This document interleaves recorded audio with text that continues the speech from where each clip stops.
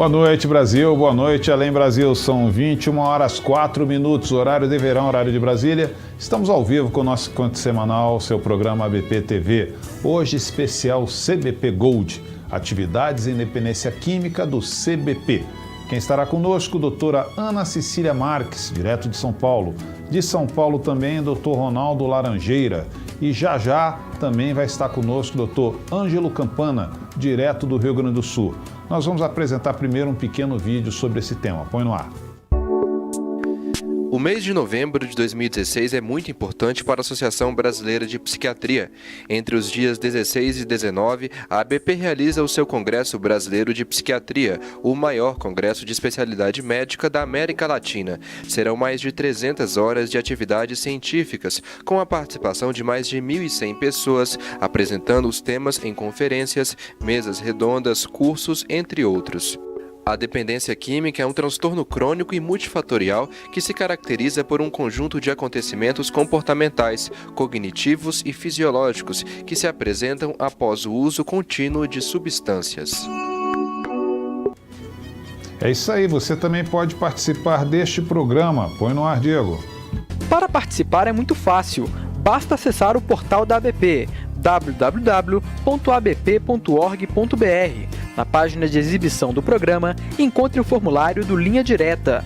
Coloque o seu nome, o seu e-mail, diga se você é associado ou não da ABP e preencha com a sua mensagem. Participe dos debates ao vivo do programa ABP TV. Exatamente, esse é o especial CBP Gold, atividades e independência química do CBP. Participe também mandando a sua pergunta através aqui desse espaço de comentários no Facebook, o qual eu dou meu boa noite aqui para Lucia Amoroso, Francisca Neves, Rosineide Reis, Isabela Paloma, Jaqueline do Nascimento. Muitas pessoas estão nos acompanhando. Muito obrigado por essa grande audiência que nos honra. Eu vou dar meu primeiro boa noite à doutora Ana Cecília Marques, direto de São Paulo. Boa noite, doutora Ana. Boa noite. Em nome do nosso presidente, doutor Antônio Geraldo, também de toda a equipe da ABP, agradeço muito a sua participação voluntária, a senhora que vai estar também lá no CBP. E eu vou perguntar à doutora Ana Cecília, que vai participar de uma atividade sobre o uso de substâncias em adolescentes. Quais os riscos do consumo de drogas na adolescência, doutora? Bem, se eu pudesse responder bem rápido, eu diria todos, né? Porque, infelizmente, o adolescente é um ser evolutivo mais vulnerável que tem em relação a qualquer tipo de droga. Ele tem um cérebro vulnerável, um aparelho de metabolização vulnerável e o lugar dele dentro da sociedade é o mais vulnerável de todos também. Eu acho que só a criança que perde para ele aqui no Brasil. Então, qualquer tipo de droga nesse indivíduo vai causar muitos danos, desde danos acadêmicos até danos na relação interpessoal, como no seu próprio relógio biológico, enfim, vai comprometer toda a possibilidade de maturação saudável desse organismo. Muito obrigado, doutora Ana. Vamos agora ao nosso primeiro boa noite ao doutor Ronaldo Laranjeira. Boa noite, doutor Ronaldo. Boa noite, Valdir, boa noite a todos os nossos ouvintes, né, e quem nos vê também. Com certeza, em nome do doutor Antônio Geraldo, também de toda a equipe da ABP, agradeço também a sua participação voluntária aqui nessa noite quase véspera do CBP. E para começarmos contextualizando, a dependência química, doutor Ronaldo, ela está relacionada apenas a substâncias ilícitas? Não, né, eu gostaria de retomar o que a Ana Cecília falou, que talvez seja a mensagem mais importante do Congresso Brasileiro de Psiquiatria, né? Porque a psiquiatria, cada vez mais, ela pensa no desenvolvimento da pessoa, né? E o que a Ana Cecília falou, e eu absolutamente concordo, que o período da adolescência é um período do desenvolvimento que pode dar muito errado, né? Tem vários fatores para dar errado na adolescência. Lógico que o uso de qualquer substância, como a Ana Cecília falou, o cérebro que está em desenvolvimento, ele pode ser tirado do trilho do desenvolvimento normal, né? Então, lógico que o uso de qualquer substância substância, pode ser álcool, ou maconha, qualquer substância vai tirar o desenvolvimento normal biológico do cérebro, né? Isso sem falar de outras experiências sociais também que podem atrapalhar o desenvolvimento da adolescência, né? Ou ele não ter acesso a uma educação que possa ser personalizada, né? Porque o adolescente, assim, às vezes, vários tipos de adolescentes precisam de vários tipos de educação, por exemplo, né? A educação tem que se adaptar ao tipo de adolescência, né? Então, isso também é um fator de risco, né, que a gente chama para o adolescente, né? A família, né, que é uma consequência de a gente falar do adolescente, é de falar e de orientar que a família ela é um agente de prevenção da adolescência. Ela precisa ser muito melhor informada do que no Brasil, né? Então, nós, psiquiatras, aí, o doutor Antônio Geraldo, ele é um grande defensor dessa ideia de poder usar, no melhor sentido da palavra, a Associação Brasileira de Psiquiatria para orientar, né, as famílias sobre esses riscos do uso de substâncias e outros riscos que os adolescentes possam estar correndo, né? Então, eu acho que nossa função, né, como psiquiatra, nossa função social como psiquiatra está o tempo todo alertando esses grupos vulneráveis e, com certeza, aqui no Brasil, a adolescência é um grupo que a gente tem que estar discutindo e muito, né? Muito obrigado, doutor Ronaldo Laranjeira. São 21h10, horário de Brasília. Quero dar meu boa noite aqui a Moema Madeira, Ana Cláudia Cerqueira, Andréia da Silva, Tânia Matos, Lia Aparecida, Leandro Costa, Adélia Barté. Muito obrigado e muito obrigado por essa audiência que muito nos honra. Nós estamos aqui com uma audiência muito legal, estamos na véspera do Congresso Brasileiro de Psiquiatria. Doutor Antônio Geraldo, nosso presidente, tem um recado para você. Vai lá. Eu estou aqui para falar para vocês sobre o Congresso Brasileiro de Psiquiatria. O Congresso Brasileiro de Psiquiatria é hoje o segundo maior congresso de psiquiatria do mundo, tanto em quantidade de pessoas quanto em qualidade. Nós teremos aqui no Brasil, em São Paulo, 16 a 19 de novembro, simplesmente mais de 50 convidados brasileiros e internacionais com índice H acima de 50. Isso é realmente o suprassumo da ciência. Nós hoje temos a melhor revista de todas as áreas das ciências do Brasil, a segunda melhor revista de todas as áreas das ciências da América Latina, perdendo apenas para uma revista de astronomia. Imaginem vocês, hoje estamos fazendo ciência pura. Sabe onde você vai encontrar essa ciência pura? No Congresso Brasileiro de Psiquiatria em São Paulo. Te aguardo lá.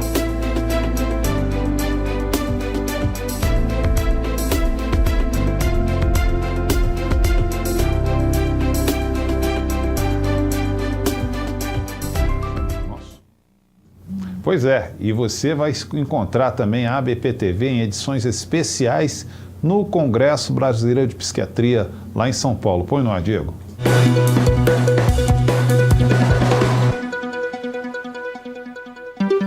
Nós do ABP-TV estaremos com você no CBP 2016. Durante o evento, você é o nosso convidado especial para ficar por dentro dos bastidores e do que acontece no maior e melhor Congresso Brasileiro de Psiquiatria. Todos os dias, a partir das 2h30, você acompanhará o CBP ao vivo, com entrevistas, reportagens e links pelo evento. As transmissões acontecerão direto do Transamérica Expo Center, em São Paulo. E você poderá assistir em tempo real na página da ABP no Facebook. Ao fim de cada dia, o material ficará disponível no site da ABP e no canal oficial no YouTube. É isso, te esperamos! Até lá!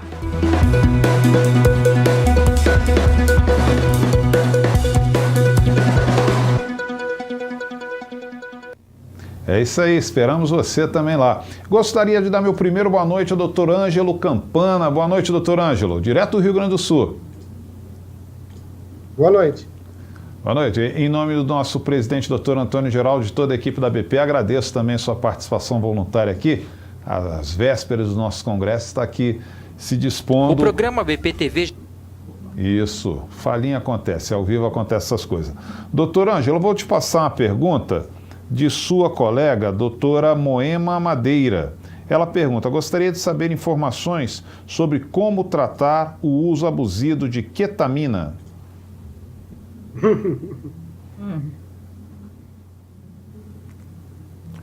Olha, eu não sei, os colegas, se têm pego casos de ketamina. Apesar da divulgação na imprensa, em festas, até agora, tanto no lugar que eu trabalho, quanto na clínica que eu tenho, nunca me apareceu um caso de ketamina. Não sei vocês. Doutor Ronaldo, dentro dessa pergunta também, ela está perguntando se ela causa dependência e como tratar. Eu acho assim, a ketamina é uma substância complexa, né? Quer dizer, ela é usada como anestésico e tem o uso dela agora também como o complemento no tratamento de depressão. Então, ela tem um uso médico indicado, né? Agora, ela é usada, principalmente aqui em São Paulo, em algumas tipos de festas, né? Os pacientes que eu tive que fizeram, a gente chama de abuso, né? É difícil saber se a dependência se desenvolve da ketamina, porque o padrão de uso da ketamina, ela é mais parecido, sei lá, com LSD, né? Então, às vezes não tem um tratamento específico para a ketamina, no modo de ver, mas tem o tratamento genérico da dependência, né? Desses ambientes onde, principalmente festas e mais num ambiente relacionado à homossexualidade ou o tipo de baladas que acaba tendo um tipo de atitude de busca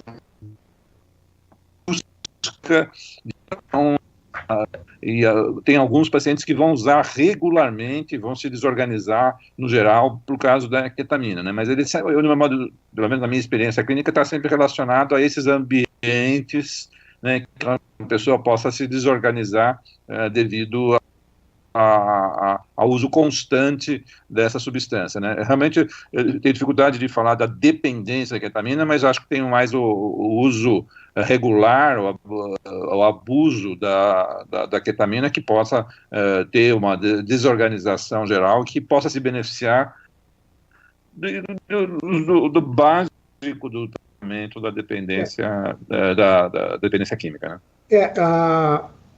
Houve uma situação ligadas a festas rave, onde a pessoa chegou num grau de intoxicação, mas ficava difícil saber se propriamente era só pela ketamina, porque a pessoa também tinha usado êxtase.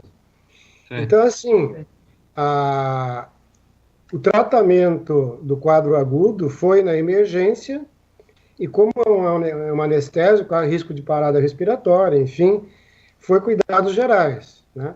Agora, nós não temos também no screening, o que nós utilizamos aqui, nós não temos como dosá-la junto, né? Nós temos para o êxtase, temos para benzodiazepínico, temos para outras drogas, então ficava muito difícil saber, só por informações de gente acompanhando, então ficava muito difícil saber se era mesmo a ketamina e como droga única, né?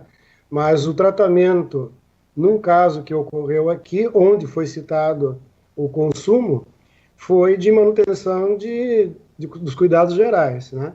E como o Claudio falou, eu nunca vi dependência dessa droga e pouca notícia também sobre o consumo dela, pelo menos aqui no nosso meio, no Rio Grande do Sul, né?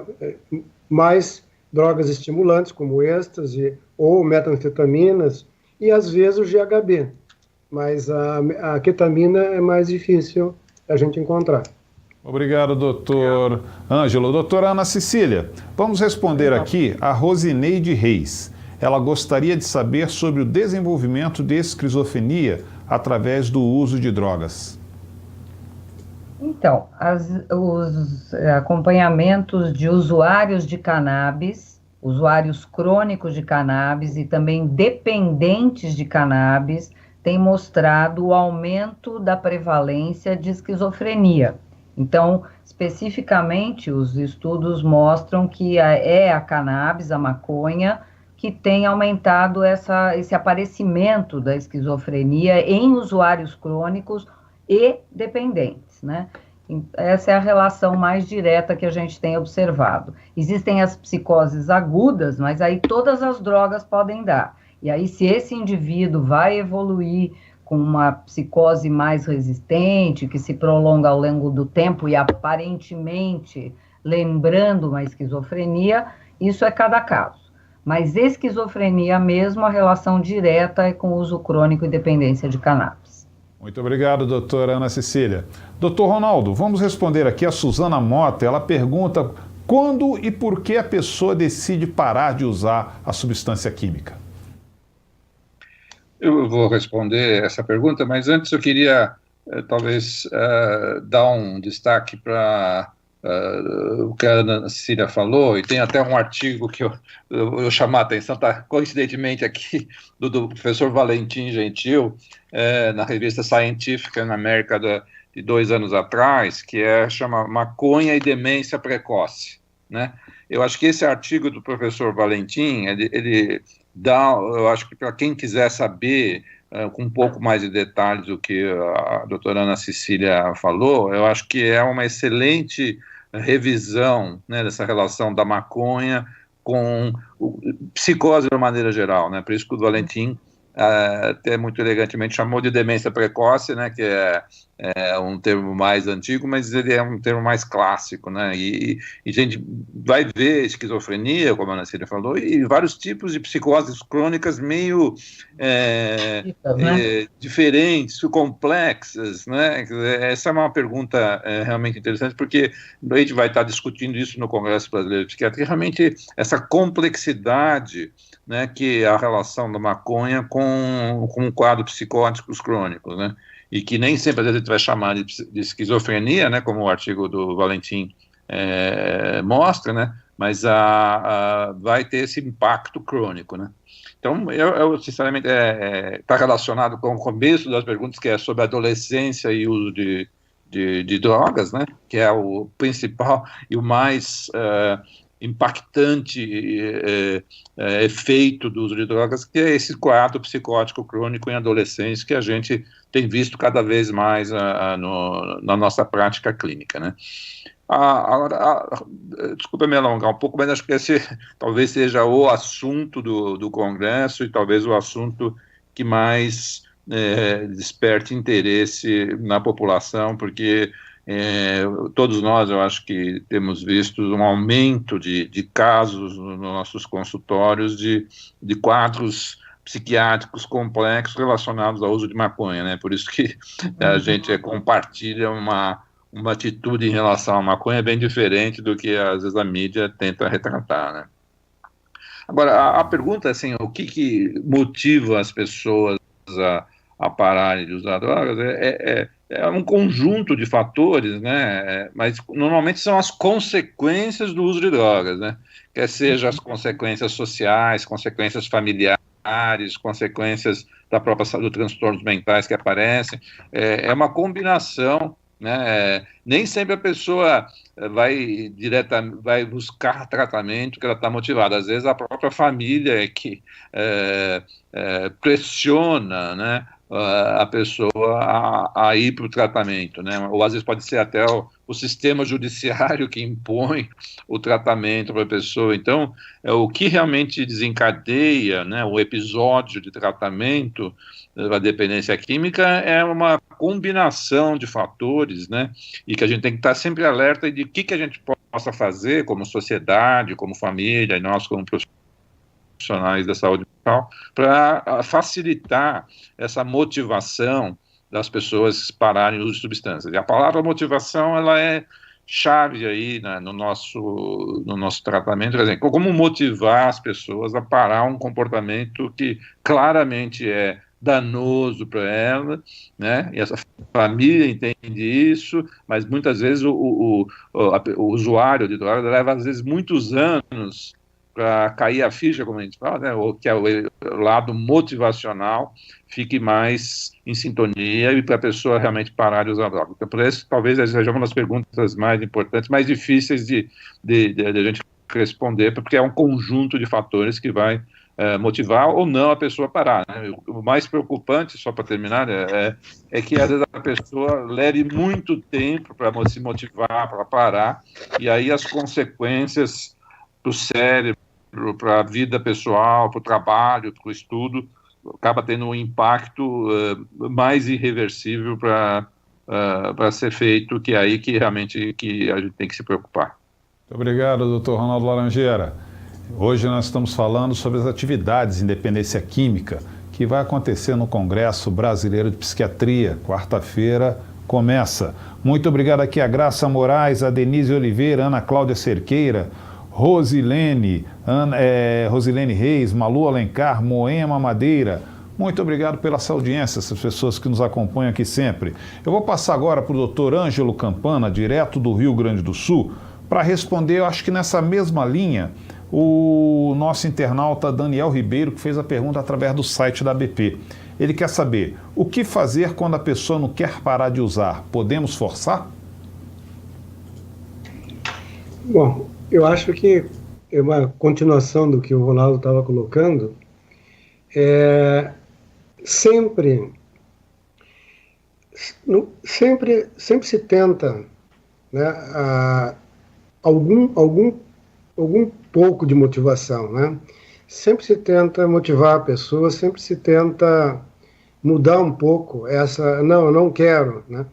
O Ronaldo falou das consequências, mas muitas vezes, quando as consequências também não são muito sérias, é fonte de prazer, né? Então, se mexer com o prazer da pessoa, infelizmente, para muitas pessoas, é a única forma de prazer, e enquanto não há um dano expressivo, e muitas vezes, parte da resistência vem daí, quando não se chegou a uma consequência mensurável, e a pessoa está obtendo prazer com o uso da substância. Então, ela se nega porque ela não vê, mesmo que alguns familiares, ou a gente vê de fora, ela não vê um dano que a motive. Eu sempre digo que aqueles casos que ainda as consequências não são muito sérias, apesar da dependência estar instalada, é de difícil motivação, né? Porque a pessoa acha que não vai acontecer nada com ela.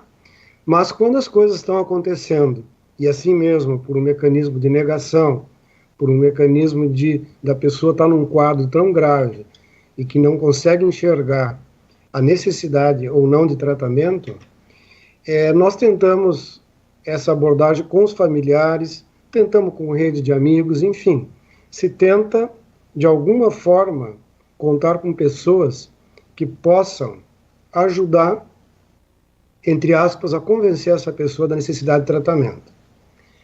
Quando todos os esforços, eles são, não redundam em nada, né? Então, é de se pensar se a internação involuntária ela é necessária ou não. A internação involuntária, em geral, ela é necessária quando envolve riscos para o paciente. O paciente está correndo risco de vida ou colocando em risco a vida dos outros, né? E então uma série de fatores que indicam que essa pessoa ela corre risco se ela não receber um tratamento. E aí, junto com a família, junto com as pessoas responsáveis, se pensa numa internação, então, involuntária. A outra forma que as famílias costumam apelar é para a internação compulsória, que é diferente um pouco da involuntária, onde a família procura, então, a lei, procura, então, a justiça, e o juiz, então, determina que ele seja recolhido numa instituição contra a vontade. Então, essa pessoa, ela é levada compulsoriamente a um serviço. Então, tem várias maneiras de tentar a motivação, né? Tem várias abordagens, mas quando tudo não dá certo, e se for necessário, pode ser que a internação involuntária seja precisa. Muito obrigado, doutor Ângelo. Vamos agora à doutora Ana Cecília, lá em São Paulo, para responder aqui ao Eduardo Laboni. Gostaria de saber sobre a atual liberação do uso de cannabis nos Estados Unidos, da cannabis nos Estados Unidos, durante a eleição recente? Resposta da senhora, doutora Ana. Bom, parece que aconteceu tudo junto, né? Foi um turbilhão aí com esses outros estados que acabaram por legalizar agora o uso da cannabis também, né? Bem, na verdade, eu acho que isso é uma história, né, que a gente precisa retomar. Eu vou procurar não ser tão longa na minha fala, mas eu vejo isso acontecendo em muitos lugares do mundo, só que com respeito às políticas de cada lugar, às limitações de cada lugar, e eu penso que os americanos têm uma lógica que nós não temos, que os holandeses não têm, e eles vão ter que se ver com essa experiência que eles estão fazendo de consumo de substâncias, no caso a cannabis. Para que a gente pense em legalizar uma droga, a gente precisa lembrar que só uma lei não basta como uma política social, como uma política de proteção para as drogas. É preciso que a população esteja avisada de qual é o potencial daquela substância, como ela pode impactar as amostras populacionais vulneráveis. Então, eu não penso que mudar uma lei, legalizar uma substância, dependa só disso. É preciso que a gente veja a prevenção muito antes da legalização, é preciso que a gente se prepare para o impacto que essa substância vai provocar, afinal de contas, nós não estamos falando de aspirina, nós estamos falando de uma droga que tem potencial psicotrópico, que causa uma doença no cérebro. Enfim, do meu ponto de vista, só legalizar é uma armadilha enorme para todos nós.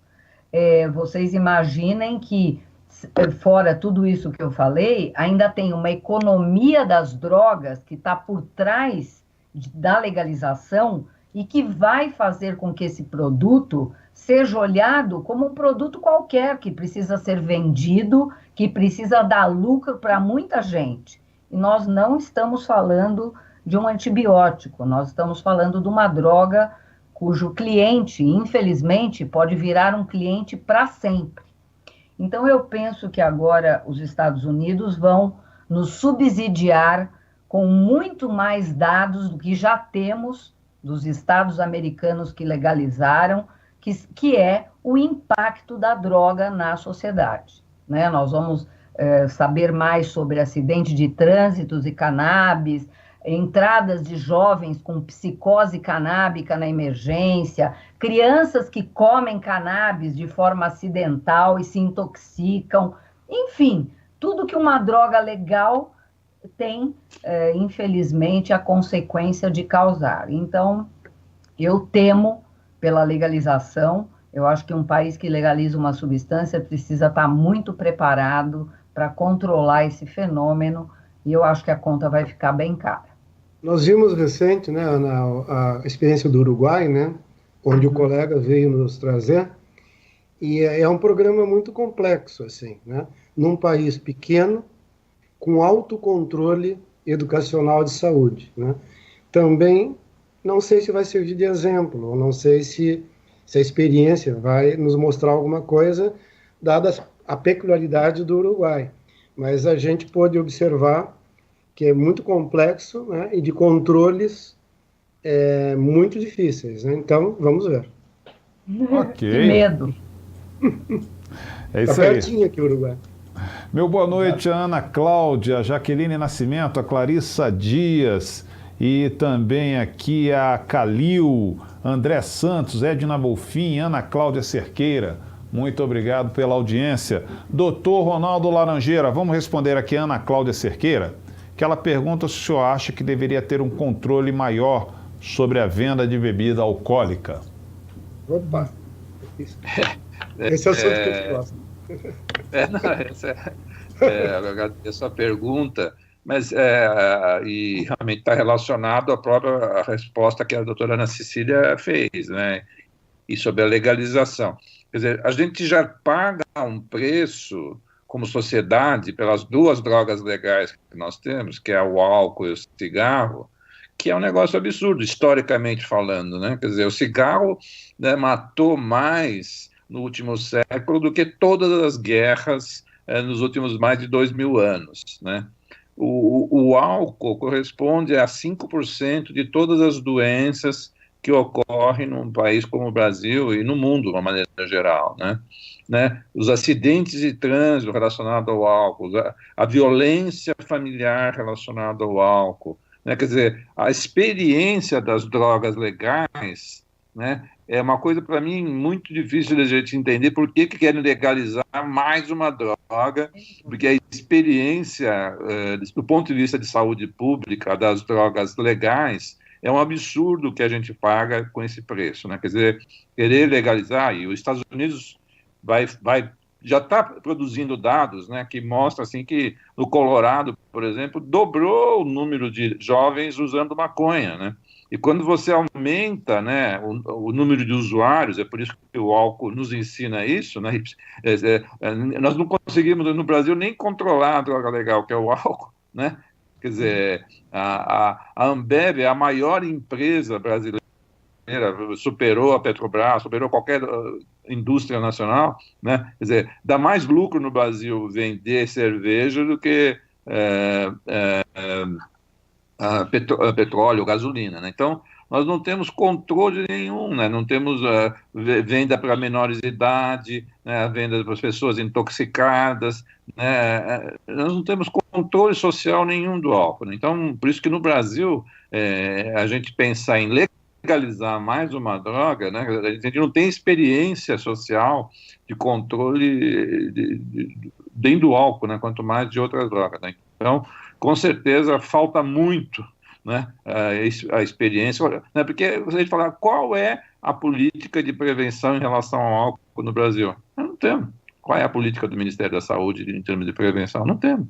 Quem dita a política de álcool no Brasil é a própria indústria do álcool, né?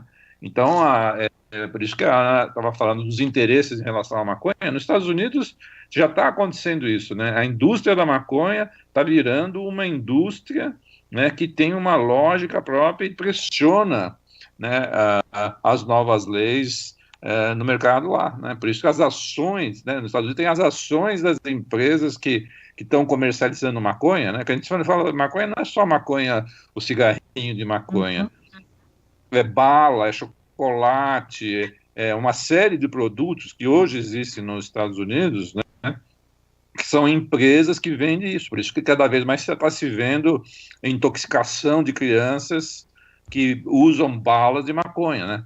Pode parecer um negócio absurdo, mas é chocolate de maconha, né? A internet, esses produtos existem, né? Então, eu acho que nós temos que nos preparar como sociedade, e o álcool é um bom exemplo, por isso que eu agradeço a pergunta, né?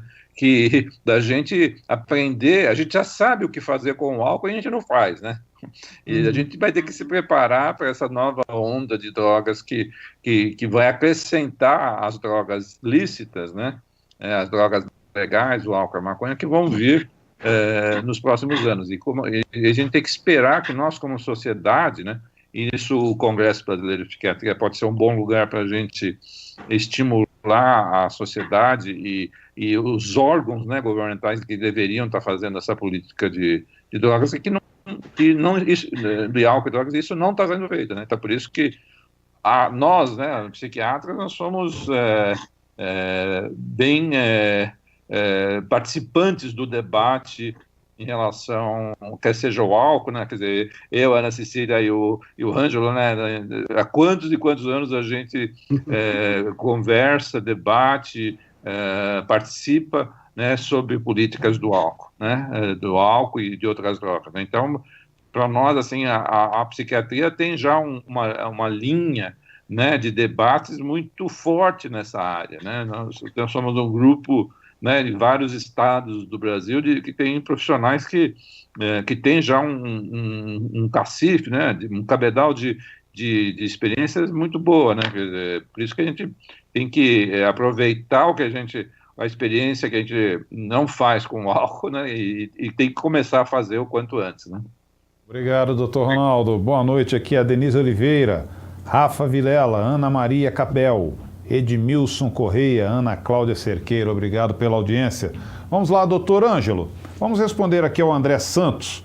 Ele pergunta, com relação à internação involuntária, qualquer pessoa da família pode solicitar? Eu acredito que sim. Se for jovem, não menor de idade, em geral é pai e mãe. Se for casado, normalmente é esposa, né? Uma pessoa mais próxima, né? Normalmente que acaba acontecendo. Então, assim, mais jovens, pai e mãe, um tio, casados, a esposa, o esposo. Então, acredito que não há uma norma legal sobre isso, né? Ok. Doutora Ana Cecília, vamos responder aqui a Jaira Brandite. Ela pergunta, como que a família pode efetivamente ajudar o dependente a se manter sóbrio limpo? Bom, de várias maneiras, né? A nossa política carece de uma intervenção para a família.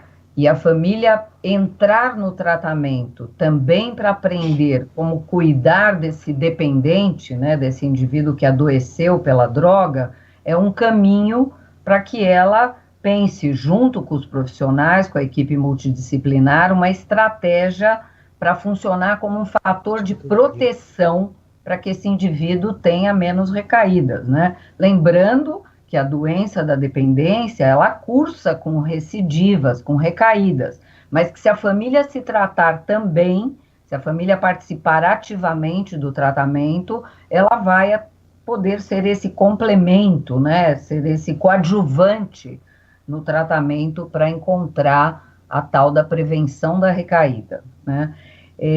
Uma outra forma que eu penso da família participar e ajudar ativamente no tratamento além de se tratar, ela se manter atualizada, né? Porque se aproximar do tratamento, muitas vezes, no Brasil principalmente, é muito difícil para que a família encontre esse lugar que cuide, além do dependente, dela. Se não der para participar ativamente do tratamento, ela começar a se informar, buscar os sites confiáveis, se aproximar dos institutos de pesquisa, dos núcleos mesmo de tratamento e procurar informação, porque do mesmo jeito que tem como comprar droga na internet, também tem sites confiáveis para que ela receba orientação de como proteger o dependente. Então, eu acho que a família, do meu ponto de vista, é um dos principais agentes de prevenção e deve ser um dos principais agentes ativos no tratamento. Muito obrigado, doutora Ana. Quero dar meu boa noite aqui ao Vitor Borges, a Lia Aparecida, Ana Cláudia Cerqueira, a Denise Oliveira e muitos outros que estão nos acompanhando aqui pelo programa ABP TV. Nós estamos chegando quase ao finalzinho do nosso programa, são 21 horas e 42 minutos, na verdade passamos até um pouquinho do final, mas eu vou tentar contextualizar uma pergunta para os nossos 3 participantes. Quarta-feira começamos o Congresso Brasileiro de Psiquiatria. Estão programadas inúmeras atividades sobre dependência química. Qual aquela imperdível que o congressista não pode deixar de participar? Vamos começar com a doutora Ana Cecília. Ai, olha, eu sou suspeita para falar, totalmente direcionada, minha opinião. Mas, enfim, eu considero que os cursos que vão abordar o tema, eles vão ter um tempo para se aprofundar, né, melhor, maior, e, portanto, eu não perderia os cursos relacionados ao tema, né? Terão pelo menos 2 cursos sobre drogas aí, e eu acho que participar do curso vai trazer bastante subsídio para os congressistas. Ok. Doutor Ângelo, qual a atividade, qual aquela atividade imperdível que o congressista não pode deixar de assistir? Então, a Ana Cecília falou dos cursos. Esse é um congresso de psiquiatria onde a parte de dependência química ela ocupa um um pedacinho do Congresso, não, esse é um Congresso muito grande. Então, acho que para aproveitar melhor a programação, os cursos são mais interessantes, né? E, particularmente, no que se trata hoje, não só na questão da liberação da maconha, mas a gente fala muito nas vulnerabilidades do adolescente, né? A preocupação muito com o jovem, né? Então, a gente tem estudado muito, tem pensado muito sobre esse assunto, até porque todo programa de prevenção ou alguma coisa que a gente pode fazer é nessa população vulnerável que são os adolescentes, né? Então, eu acho que atividades que privilegiam essa questão de estudar muito a prevenção em adolescentes, as vulnerabilidades, as comorbidades, e a gente tem que se preparar, não sei se vai acontecer aqui, né? Mas acho que nós temos que discutir esse assunto e nos preparar para a questão desse movimento da legalização ou não da venda da maconha, né? Muito obrigado, doutor Ângelo. Doutor Ronaldo de Laranjeira, as suas respostas e as suas considerações finais também, né? Eu acho assim que o importante de salientar que o Congresso Brasileiro de Psiquiatria, principalmente nos últimos anos e com a liderança do presidente Antônio Geraldo, tem dado um destaque muito grande à dependência química, né? Então, apesar de ser realmente um congresso grande de psiquiatria, onde vai realmente salientar vários aspectos da psiquiatria, a dependência química ela está com vários aspectos, vários cursos, né? Lógico que, como a Ana Cília falou, quer dizer, realmente os cursos eles vão aprofundar, né, alguns dos tópicos para o psiquiatra ou para a população que atende ao Congresso, né? Mas, por exemplo, você tem uma atividade como tratar casos difíceis, por exemplo. A gente tenta, né, nos vários tipos de colegas de vários estados, tentar passar para os colegas psiquiatras, por exemplo, como tratar de casos difíceis, né, que é um grande desafio dos psiquiatras, né? Lógico que a psiquiatria está envolvida com a prevenção, com a orientação familiar, mas chega aos casos difíceis para os psiquiatras e a gente tem que desenvolver uma tecnologia, né, e aproveitar todas as técnicas que a gente possa usar, psicológicas, medicações, e saber como lidar com os casos complexos. Eu acho que nesse congresso, vários aspectos podem ser salientados, como a Ana e o Ângelo falaram, né, mas eu acho que a gente tem que saber que a tarefa nossa, dos especialistas em dependência química num congresso de psiquiatria, é tentar debater, né, o que a gente possa fazer de mais moderno, de que a ciência, né, baseado em evidência, possa realmente homogeneizar os psiquiatras do Brasil inteiro a ter uma qualidade assistencial, e esse talvez seja o compromisso da Associação Brasileira de Psiquiatria, que é realmente tornar a psiquiatria mais baseada em evidência e com nível de qualidade cada vez melhor. Eu acho que a psiquiatria nos últimos anos tem melhorado muito sobre vários aspectos, e eu acho que na dependência química a gente espera que continuemos melhorando nos próximos anos, né? Muito obrigado, doutor Ronaldo. Eu agradeço assim de coração, em nome de toda a equipe da BP, a participação muito legal, muito valiosa da doutora Ana Cecília Marques, doutor Ângelo Campana, doutor Ronaldo Laranjeira. Depois vocês dão uma olhada aí no Facebook. Muitos elogios, muitas perguntas não puderam ser respondidas por conta do tempo do nosso programa. Agradeço muito a participação de toda a equipe de comunicação da BP, que faz esse esforço para todas as segundas-feiras, 21 horas, eles estarem aqui ao vivo. Eles estão lá de São Paulo trabalharam para que esse programa não deixasse de ser veiculado hoje. Estaremos de volta na quarta, na quinta e na sexta, não é isso, Diego? Ao vivo, direto do nosso congresso, lá em São Paulo, do Transamérica Expo Center, às 14 horas e 30 minutos ao vivo. Quarta, quinta e sexta. E na segunda-feira que vem, um programa especial sobre o melhor que aconteceu lá no nosso congresso. Tenham todos uma ótima semana e até São Paulo. Tchau, tchau.